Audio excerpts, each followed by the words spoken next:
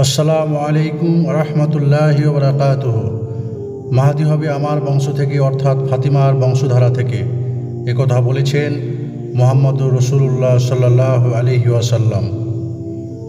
ফাতিমাতুজ জাহরা রাদিয়াল্লাহু আনহার জীবন কাহিনী মহানবী সাল্লাল্লাহু আলাইহি ওয়াসাল্লামের সিরাতের বা জীবন চরিত্রের একটি আলোকিত অধ্যায়। নবীগৃহের জীবন প্রণালীর একটি চমৎকার ছবি, সাহাবা আদর্শের বিস্ময়কর এক দৃষ্টান্ত। ফাতিমাতুজ জাহরা রাদিয়াল্লাহু আনহার জন্ম হয়েছিল পবিত্র কাবার পুনর্নির্মাণের বছরে, যা ঘটেছিল নবুয়াত প্রাপ্তির 5 বছর পূর্বে। তার মা, যার মধ্যে দূরদর্শিতা, বিচক্ষণতা, উচ্চ বংশসহ প্রচুর সদ্গুণের পাশাপাশি সমাবেশ ঘটেছিল অগাধ সম্পদের। জাহেলি যুগে তাকে বলা হতো তাহেরা বা পবিত্র। তার নামের বিশেষণ ব্যবহৃত হতো কুরাইশি নারীদের নেত্রী। তিনি রাসূল সাল্লাল্লাহু আলাইহি ওয়াসাল্লামের প্রতি ঈমান এনেছিলেন এমন সময় যখন সকল মানুষ তাকে অস্বীকার করেছিল। তিনি তাকে মেনেছিলেন সত্যবাদী বলে যখন মানুষ তাকে আখ্যায়িত করেছিল মিথ্যাবাদী রূপে। তিনি নিজের যাবতীয় সম্পদ তার হাতে তুলে দিয়ে তাকে সান্ত্বনা দিয়েছিলেন যে সময় সকল মানুষ তাকে করেছিল বঞ্চিত। এই হলো ফাতিমাতুজ জাহরা রাদিয়াল্লাহু আনহার মা। আর তার পিতা, তিনি ছিলেন সাইয়্যিদুল মুরসালিন, রসুলগণের সর্দার, খাতামুন নবীন, সর্বশ্রেষ্ঠ নবী, ইয়া ইমামুল মুত্তাকিন, মুত্তাকিদের আদর্শ। কি মহৎ এই বংশ, কত মহত্তম এই পিতা! ফাতিমাতুজ জাহরা ছিলেন পিতামাতার সর্বশেষ সন্তান। শেষ সন্তান সর্বদাই স্নেহ মমতার আবেগকে অধিক আলোড়িত করে, লালিত হয় সর্বাধিক আদর ও ভালোবাসার প্রশ্রয়ে। ফাতিমাতুজ জাহরা রাদিয়াল্লাহু আনহা ছিলেন রাসূলুল্লাহ সাল্লাল্লাহু আলাইহি ওয়াসাল্লামের আদরের ফুল। তিনি খুশি হতেন তাকে প্রসন্ন দেখলে, ব্যথিত হতেন তার মুখ ভারী দেখলে। তবে পিতামাতার স্নেহ মমতা প্রতিবন্ধক হয়নি কর্তব্যের বোঝা বহনের জন্য।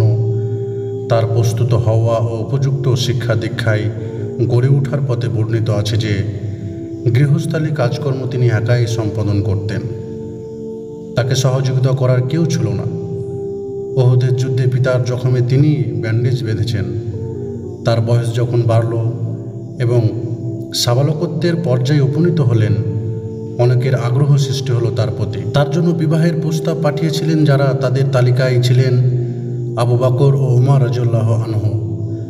রাসূলুল্লাহ সাল্লাল্লাহু আলাইহি ওয়াসাল্লাম সকলকে, বিশেষভাবে উক্ত দুজনকে ফিরিয়ে দিলেন অত্যন্ত সৌজন্যপূর্ণভাবে, যেন তিনি কামনা করেছিলেন তার সঙ্গে নির্ধারিত হোক আলী রাদিয়াল্লাহু আনহুর জীবন। অবশেষে হিজরতের 8ম বছরে আলী ইবনে আবি তালিব রাদিয়াল্লাহু আনহু ফাতিমাতুজ জাহরাকে বিবাহের প্রস্তাব পাঠালেন। রাসূলুল্লাহ সাল্লাল্লাহু আলাইহি ওয়াসাল্লাম একেবারে যেন লুফে নিলেন সেই প্রস্তাব। ওদিকে আলী রাদিয়াল্লাহু আনহু তার প্রস্তাবে গৃহীত হওয়ার সাথে সাথে আল্লাহর দরবারে শুকরিয়া জানতে সিজদায় লুটিয়ে পড়লেন। সিজদা থেকে যখন মাথা উঠালেন, রাসূলুল্লাহ সাল্লাল্লাহু আলাইহি ওয়াসাল্লাম তাকে বললেন, আল্লাহ তাআলা তোমাদের জীবন বরকত ও রহমত দিয়ে পূর্ণ করে দিন, তোমাদের ভাগ্যে সুখ ও সমৃদ্ধ দান করুন, তোমাদের নেককার ও উত্তম সন্তান দান করুন এবং দান করুন প্রচুর নেক ও উত্তম আমলের তৌফিক। আমিন। আলী রাদিয়াল্লাহু আনহুর সঙ্গে ফাতিমা রাদিয়াল্লাহু আনহুর বিবাহের অনুষ্ঠান উপস্থিত হয়েছিলেন মক্কা থেকে হিজরত করে আসা সাহাবীদের মধ্য থেকে আবু বকর, ওমর, ওসমান, তালহা এবং জুবাইর প্রমুখ মুহাজির সাহাবায়ে কিরাম রাদিয়াল্লাহু আনহু। এছাড়া প্রায় একই পরিমাণ আনসার সাহাবীও সেখানে ছিলেন উপস্থিত। সকলে নিজ নিজ আসনে বসার পর আল্লাহর রাসূল সাল্লাল্লাহু আলাইহি সাল্লাম বিয়ের খুতবা শুরু করলেন। তিনি বললেন, সকল প্রশংসা আল্লাহর, যিনি প্রশংসিত অগণিত নিয়ামতের কারণে, যিনি মাবুদ আপন ক্ষমতার কারণে। নিশ্চয় মহান আল্লাহ তাআলা বৈবাহিক সূত্রের সম্পর্ক করেছেন সংযোজিত বংশ, বিবাহকে বানিয়েছেন অবশ্য পালনীয়, বানিয়েছেন একটি সুসংগত বিধান ও ব্যাপক কল্যাণকর। এর মাধ্যমে আত্মীয়তা ও সম্পর্ককে রেখেছেন প্রতিষ্ঠিত, আর মানুষের জন্য একে করে দিয়েছেন বাধ্যতামূলক। মহান আল্লাহ ইরশাদ করেছেন, তিনি মানবকে সৃষ্টি করেছেন পানি অথবা বীর্য থেকে, অথবা তাকে করেছেন রক্তগত বংশ ও বৈবাহিক সূত্রে শিষ্ট সম্পর্কশীল, আর তোমার প্রভু সার্বিক ক্ষমতাবান। আমি তোমাদের সাক্ষী রেখে 400 মেসকাল 131 ভরি রূপার মোহরের ভিত্তিতে আমার মেয়ে ফাতিমাকে আলী ইবনে আবি তালেবের সঙ্গে তার সম্মতিতে প্রতিষ্ঠিত রীতি ও অপরিহার্য কর্তব্যের আলোকে বিবাহ প্রদান করলাম। মহান আল্লাহ তাআলা তাদের জোড়াকে সম্পর্ক বন্ধনকে অটুট রাখুন। তাদের দুজনের জীবনে বরকত দান করুন, উৎকৃষ্ট বংশধর তাদেরকে দান করুন। আমার এই কথা যা তোমরা শুনলে আমি বলছি, আর মহান আল্লাহর কাছে ক্ষমার প্রার্থনা জানিয়ে শেষ করছি। মুসলিম নারীদের নেত্রীকে স্বামীগৃহে সম্প্রদান করা হলো, অথচ উল্লেখযোগ্য কোনো সরঞ্জামই ছিল না তার। সামান্য যে আসবাবপত্রগুলো তার সঙ্গে পাঠানো হলো তা ছিল টানা রশির একটি খাট, একটি আঁশ ভর্তি চামড়ার বালিশ, একটি চামড়ার তৈরি গামলা জাতীয় বাসন, একটি পানপাত্র, একটি চালনা, একটি গামছা বা রুমাল, একটি চকমকি পাথর যা ঘষে আগুন জ্বালানো হতো, জাদাকলের 2টি চাকা আর 2টি কলস। প্রিয় নবী সাল্লাল্লাহু আলাইহি সাল্লাম ফাতিমাতুজ জাহরা রাদিয়াল্লাহু আনহার এই দূরত্বের কষ্ট সইতে পারলেন না। ফলে তিনি মনস্থির করলেন তাকে নিজের আশেপাশে ফিরিয়ে আনবেন। তার আশেপাশে বাড়িঘর ছিল হারেসা ইবনে নোমানের। তিনি ছুটে আসলেন রাসূলুল্লাহ সাল্লাল্লাহু আলাইহি সাল্লামের দরবারে। তিনি হৃদয়ের সবখানি আবেগ উজাড় করে দিয়ে বললেন, আমি শুনতে পেলাম আপনি ফাতিমাকে নিজের কাছাকাছি নিয়ে আসতে চান। এই যে দেখছেন আশেপাশে এই সব বাড়ি আমার, এগুলি আপনার সবচেয়ে কাছের, আর আমি নিজে ও আমার সব মাল আল্লাহর জন্য এবং তার রাসূলের জন্য উৎসর্গীকৃত করলাম। ইয়া রাসূলুল্লাহ, আল্লাহর কসম, আমার যে সম্পদটুকু আমার থেকে আপনি দয়া করে গ্রহণ করবেন সেটা বাকি সম্পদের চেয়ে আমার কাছে বেশি পছন্দনীয় হবে। রাসূলুল্লাহ সাল্লাল্লাহু আলাইহি সাল্লাম তাকে সমর্থন করে বললেন, তোমার বক্তব্য সত্য ও সঠিক, একদম খাঁটি তোমার ভালোবাসা। আল্লাহ কবুল করুন এবং তোমার জীবনে বরকত দান করুন। তিনি ফাতিমাকে নিয়ে আসলেন নিজের খুব কাছে এবং তার বসবাসের ব্যবস্থা করলেন হারিসা রাদিয়াল্লাহু আনহুর একটি বাড়িতে। যখন থেকে ফাতিমা রাদিয়াল্লাহু আনহা তার পিতার আশেপাশে বসবাস শুরু করলেন, তখন থেকে প্রতিদিন প্রভাতে তিনি মেয়ের বাড়ি যেয়ে হাজির হতেন। যখন ফজরের আজান হতো তখন দরজায় কড়া নেড়ে বলতেন, হে গৃহবাসী, আসসালামু আলাইকুম, আল্লাহ তোমাদের পবিত্র করুন, উঠে পড়ো। রাসূলুল্লাহ সাল্লাল্লাহু আলাইহি সাল্লাম যখন কোনো সফর থেকে ফিরতেন তখন প্রথমে যেতেন মসজিদে, সেখানে 2 রাকাত নামাজ আদায় করতেন। দ্বিতীয় পর্যায়ে যেতেন ফাতিমার গৃহে, সেখানের অবস্থান দীর্ঘায়িত করতেন। এরপর যেতেন স্ত্রীদের গৃহে। মুহাম্মদ ইবনে কায়েস থেকে বর্ণিত আছে যে একবার রাসূলুল্লাহ সাল্লাল্লাহু আলাইহি সাল্লাম কোনো এক সফরে বের হলেন। তার সেই সফরের সঙ্গে ছিলেন আলী ইবনে আবি তালিব রাদিয়াল্লাহু আনহু। তাদের দুজনের অনুপস্থিতির অবসরে ফাতিমা রাদিয়াল্লাহু আনহা প্রস্তুত করলেন 2টি বালা, একটি গলার হার ও 2টি দুল, আর দরজায় ঝুলিয়ে দিলেন একটি সুন্দর পর্দা। এসব করলেন পিতা ও স্বামীর গৃহে প্রত্যাবর্তনের খুশিতে। রাসূলুল্লাহ সাল্লাল্লাহু আলাইহি সাল্লাম যখন ফিরে এলেন তখন সাক্ষাৎ করতে গেলেন ফাতিমার সঙ্গে। বাইরে দাঁড়িয়ে থাকলেন তার সাহাবীরা। মেয়ের কাছে তার দীর্ঘ অবস্থান কারণে তারা বুঝতে পারছিলেন না যে ফিরে যাবেন নাকি অপেক্ষা করবেন। এমনই মুহূর্তে বের হয়ে আসলেন নবীজি সাল্লাল্লাহু আলাইহি ওয়াসাল্লাম। তার চেহারায় ফুটে উঠছিল রাগের চিহ্ন। তিনি গিয়ে বসলেন মিম্বরে। ফাতিমা রাদিয়াল্লাহু আনহা বুঝতে পারলেন যে তার পিতা রুষ্ট হয়েছেন ওই বালা, হার, দুল ও পর্দা দেখে।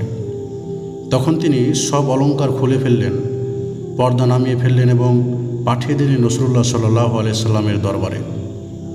বাহককে বলে পাঠালেন যে রাসূলুল্লাহ সাল্লাল্লাহু আলাইহি সাল্লামকে বলবে আপনার মেয়ে সালাম দিয়েছে এবং এগুলো আল্লাহর জন্য বিলিয়ে দিতে বলেছে। বাহকের মুখে সব কথা শুনে তিনি বললেন, অবশেষে সে সঠিক কাজটি করল, তার পিতা তার জন্য উৎসর্গীকৃত। আসলে দুনিয়ার চাকচিক্য মুহাম্মদ ও তার পরিবার জন্য নয়। দুনিয়া ও দুনিয়ার সুখ শান্তি যদি আল্লাহর কাছে একটি মাছির পাখার পরিমাণও মূল্যবান হতো, তাহলে আল্লাহ শুধু তার নেক বান্দাদেরকেই সুখ সমৃদ্ধি দান করতেন এবং কোনো কাফেরদেরকে এক ঢোক পানি পান করতে দিতেন না। ফাতিমাতুজ জাহরা গৃহ অতি শীঘ্র লাভ করলে নেককার সন্তান সন্ততির সুখ ও সৌভাগ্য এই মহান পিতামাতাকে দান করা হলো হাসান, হুসাইন ও মুহসিন অর্থাৎ 3 পুত্র আর 2 কন্যা জয়নাব ও উম্মে কুলসুম। মহানবী সাল্লাল্লাহু আলাইহি সাল্লামের বিশাল সুখানুভূতি আবর্তিত ছিল এই সব সন্তানকে ঘিরে। জানা যায় হাসানের জন্ম হলে পিতামাতা তার নাম রেখেছিলেন হারব। রাসূলুল্লাহ সাল্লাল্লাহু আলাইহি সাল্লাম এসে বললেন, কোথায় আমার পুত্র, জলদি নিয়ে এসো। প্রচণ্ড খুশিতে নাতিকে কোলে নিয়ে তিনি সিজদা করলেন। তিনি জিজ্ঞাসা করলেন, তোমরা কি নাম রেখেছ এর? ওরা বলল হারব। তারা উত্তর দিলেন, হলো না, এর নাম হবে হাসান। রাসূলুল্লাহ সাল্লাল্লাহু আলাইহি সাল্লাম ফাতিমা রাদিয়াল্লাহু আনহার সন্তানদের প্রচুর সোহাগ করতেন। শিশুদের মতো কথা বলে, শিশুসুলভ কাজ করে ঘনিষ্ঠ হতেন তাদের। তিনি তাদের সঙ্গে কৌতুক করতেন রসিকতা, তাদেরকে নাচাতেন। অনেক সময় নামাজের মধ্যে তাদের কেউ নানাজির ঘাড়ে চড়ে বসত। তিনি তখন বিলম্বিত করতেন নামাজ, দীর্ঘ করতেন সেজদা, যেন তাকে নামিয়ে দিতে না হয়। তার অভ্যাস ছিল মাঝে মাঝে ফাতিমা রাদিয়াল্লাহু আনহার গৃহে রাত কাটানোর। তখন তিনি তার ছেলে মেয়েদের দেখাশোনা করতেন একাই। পিতামাতাকে ছুটি দিয়ে নিজেই তিনি করতেন ওদের সব খেদমত। এক রাতে তিনি শুনতে পেলেন হাসান পানি চাচ্ছে। তিনি উঠে পড়লেন এবং মশক থেকে পানি ঢালতে লাগলেন। তখন হোসাইন পানির জন্য হাত বাড়িয়ে দিল।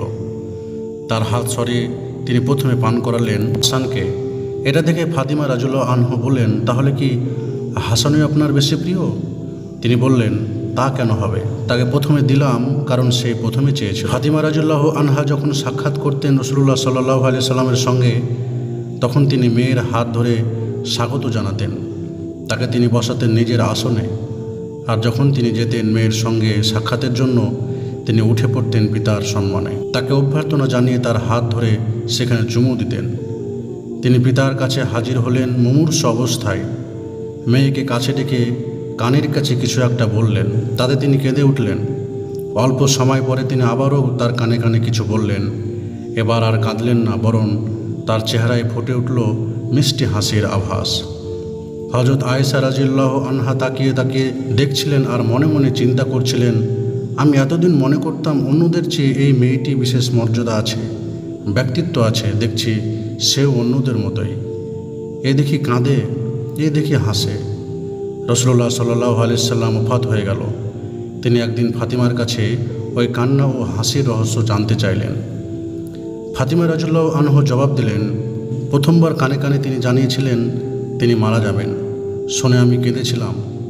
দ্বিতীয়বার কানে কানে আমাকে জানালেন তার পরিবার থেকে সর্বপ্রথম আমি তার সঙ্গে মিলিত হব আখিরাতে। এতে আমি খুশি হয়ে হেসেছিলাম। ফাতিমা রাদিয়াল্লাহু আনহার পিতার ইন্তিকালের পর আর বেশি দিন অপেক্ষা করেননি। অল্প কয়েক মাসের মধ্যেই চলে গেলেন চিরতরে এই পৃথিবী ছেড়ে। মিলিত হলেন নিজের পিতার সঙ্গে। কেউ বলেন অল্প কয়েক মাস মানে 6 মাস, কেউ বলে অল্প কয়েক মাস মানে 6 মাস, কেউ বলে 3 মাস, কেউ বলে 2 মাস। হিজরতের 11 বর্ষে ফাতিমাতুজ জাহরা রাদিয়াল্লাহু আনহা আপন প্রতিপালকের ডাকে সাড়া দিলেন। তিনি আনন্দিত হয়েছিলেন পিতার সঙ্গে দ্রুত এই সংযুক্তিতে।